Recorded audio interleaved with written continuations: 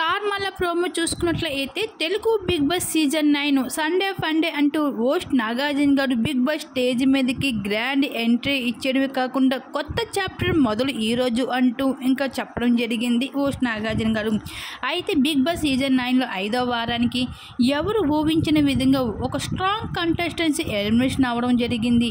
అయితే ఈ వారం అయితే బిగ్ బాస్ హౌస్లో అయితే టోటల్గా 10 మెంబర్స్ అయితే నామినేట్ అయిన విషయం మన అందరికీ తెలిసిందే.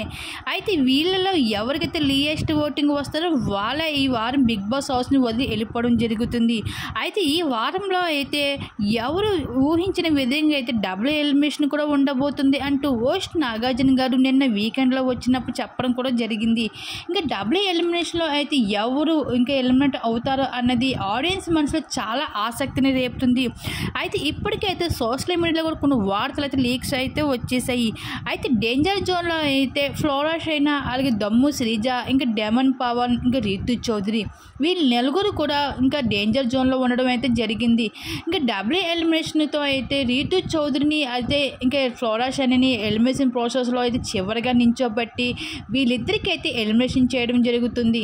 అయితే వీళ్ళిద్దరిలో అయితే ఎవరో ఒకరు అయితే ఈ వారం అయితే బిగ్ బాస్ హౌస్ని వెళ్ళిపోవడం జరుగుతుంది. ఒకవేళ రీతు చౌదరి ఎలిమినేషన్ అయ్యి బిగ్ బాస్ హౌస్ని కానీ వదిలి వెళ్ళిపోతే కనుక రీతు చౌదరి ఎలిమినేషన్ ఫేర్ అనుకుంటున్నారా, అన్ఫేర్ అనుకుంటున్నారా? మీ అభిప్రాయం తప్పకుండా కామెంట్ సెక్షన్ షేర్ చేసుకోండి.